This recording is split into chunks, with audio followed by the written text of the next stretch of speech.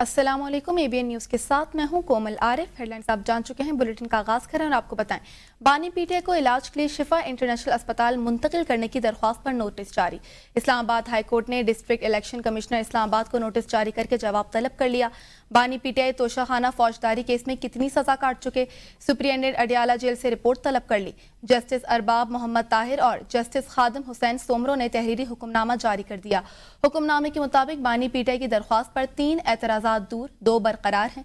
Islamabad high court ने 2 एतराज़ात पर additional attorney general और एडवोकेट जनरल को नोटिस जारी कर दिया। अदालत ने रिमार्क्स दिए, रजिस्ट्रार ऑफिस मुतफरिक दरख्वास्त को नंबर लगाकर मरकजी अपील के साथ मुकर्रर करे।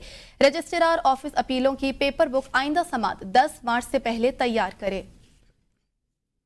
आपको बताएं, बानी पीटीआई की दरख्वास्त पर 3 एतराज़ात दूर हैं जबकि 2 बरकरार। बानी पीटीआई को इलाज के लिए शिफा इंटरनेशनल अस्पताल मुंतकिल करने की दरख्वास्त पर नोटिस जारी कर दिया गया।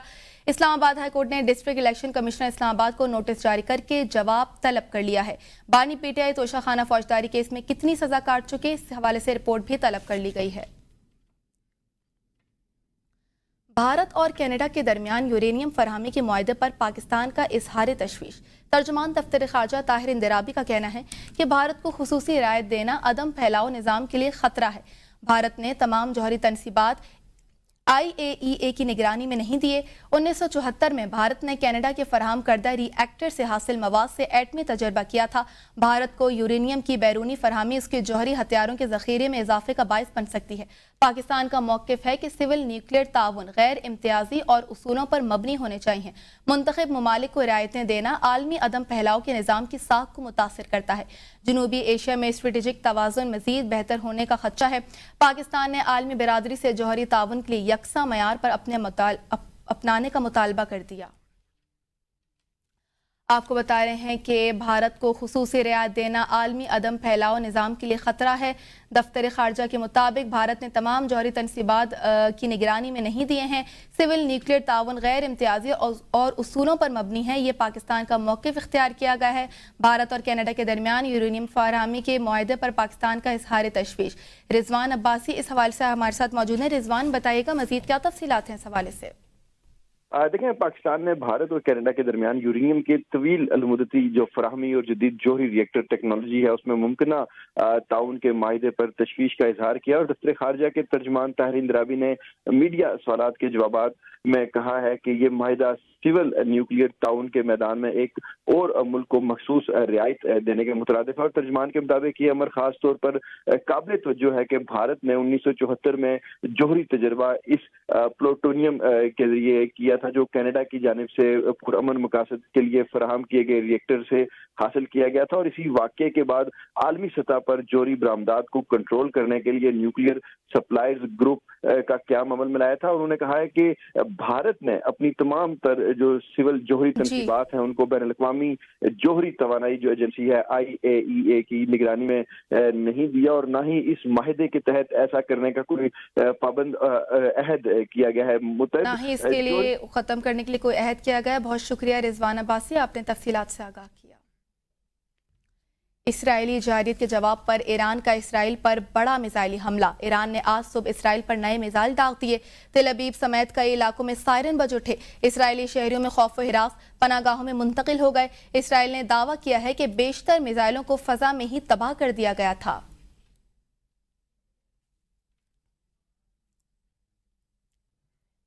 अगर हम ईरान पर हमला ना करते तो ईरान हम पर हमला कर देता। जल्द ईरान के पास एटम बम भी होता। ईरानी हमले से पहले हमने ईरान पर हमला कर दिया।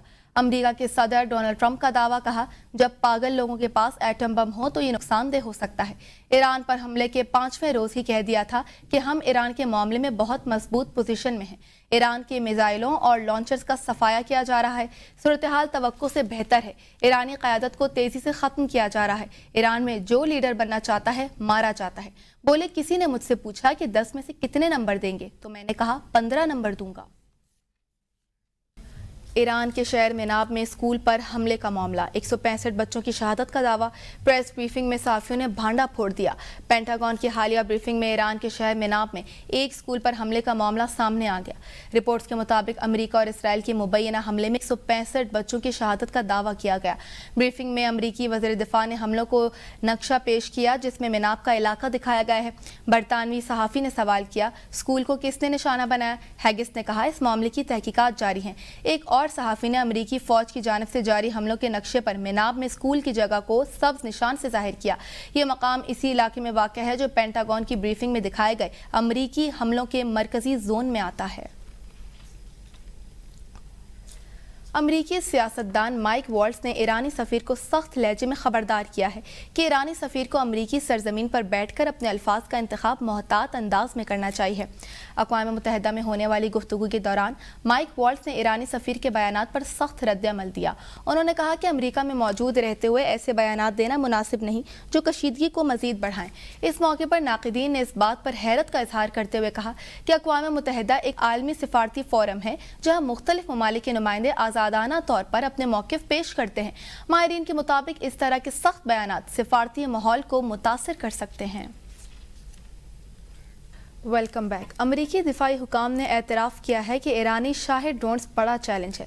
تمام ڈرونز کو روکنا ممکن نہیں ہے۔ بریفنگ کے دوران امریکی وزیر دفاع پیٹ ہیگس اور جوائنٹ چیف آف سٹاف کے چیئرمین جنرل ڈین کین نے کہا ہے کہ ایران کے تیار کردہ شاہد حملہ آور ڈرونز امریکی فضائی دفاعی نظام کے لیے ایک بڑا چیلنج بن چکے ہیں اور انہیں مکمل طور پر روکنا ممکن نہیں ہوگا۔ ایرانی ساختہ شاہد ڈرونز توقع سے کہیں زیادہ مشکل ثابت ہو رہے ہیں۔ یہ ڈرونز کم قیمت، بڑی تعداد میں استعمال اور پیچیدہ پرواز کے طریقہ کار کی وجہ سے فضائی دفاعی نظام کے لیے بڑا خطرہ بن رہے ہیں۔ انہوں نے تسلیم کیا کہ موجودہ دفاعی نظام تمام آنے والے ڈرونز کو مکمل طور پر تباہ کرنے کی صلاحیت نہیں رکھتا۔ امریکی حکام نے دعویٰ کیا ہے کہ عراقی کردوں نے ایران پر زمینی حملہ شروع کر دیا ہے۔ ہزاروں عراقی کرد سرحد پار کر کے ایرانی علاقوں میں داخل ہو گئے۔ ایرانی خبر ایجنسی نے کردوں کے ایران داخلے کی تردید کر دی ہے۔ امریکی اہلکار نے میڈیا کو بتایا کہ 1000 عراقی کردوں نے ایران کے خلاف زمینی کارروائی شروع کر دی۔ نیو یارک ٹائمز کا کہنا ہے کہ امریکی CIA کی جانب سے کردوں کو اسلحہ فراہم کیا گیا۔ روسی میڈیا کے مطابق ایران نے کردوں کے ٹھکانوں کو آگ لگا دی ہے۔ ایران کی جانب سے جوہری معاہدے کا حصہ بننے کی امریکی پیشکش مسترد کیے جانے کے بعد صدر ٹرمپ نے فوجی کارروائی کا حکم دے دیا۔ وائٹ ہاؤس کے مطابق ایران کو سول نیوکلیئر پروگرام کی امریکی پیشکش کا مقصد تنازع کو حل کرنا تھا۔ امریکہ نے ایران میں سول نیوکلیئر انرجی میں سرمایہ کاری اور تکنیکی مدد فراہم کرنے اور طبی اور صنعتی تحقیق کے لیے جوہری ایندھن فراہم کرنے کی ضمانت دی تھی۔ بدلے میں ایران سے توقع کی گئی تھی کہ وہ اپنی یورینیم افزودگی کا تمام ڈھانچہ مستقل طور پر ختم کر دے گا۔ یہ پیشکش عمان میں ثالثی کے ذریعے ہونے والے بالواسطہ مذاکرات میں کی گئی، لیکن ایران نے اسے مسترد کر دیا۔ کینیڈا ایران کے خلاف فوری طور پر جنگ کا حصہ نہیں بنے گا، ضرورت پڑنے پر اتحادیوں کے ساتھ کھڑے رہیں گے۔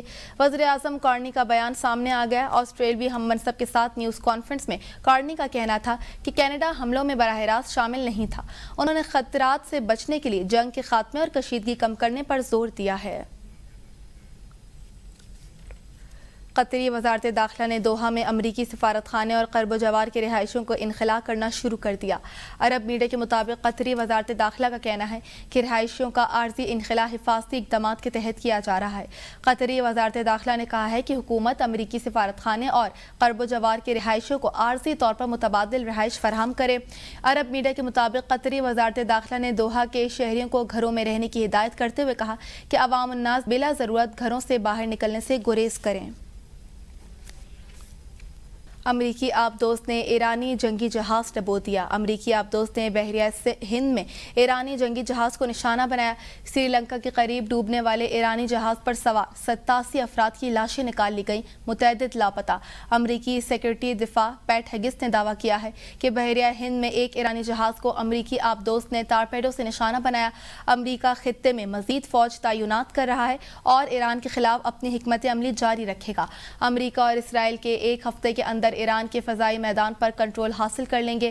انہوں نے دعویٰ کیا کہ ایران نے صدر ٹرمپ کو قتل کرنے کی کوشش کی تھی۔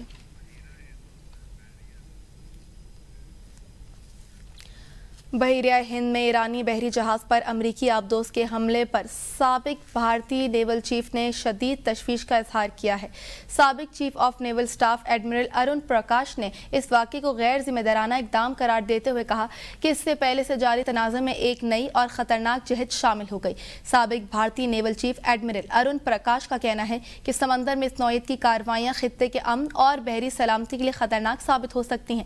ان کے مطابق اس حملے سے نہ صرف کشیدگی میں اضافہ ہو سکتا ہے بلکہ عالمی بحری راستوں کی سلامتی بھی متاثر ہونے کا خدشہ ہے۔ انہوں نے زور دیا کہ ایسے واقعات کو روکنے کے لیے بین الاقوامی سطح پر فوری سفارتی اقدامات کی ضرورت ہے۔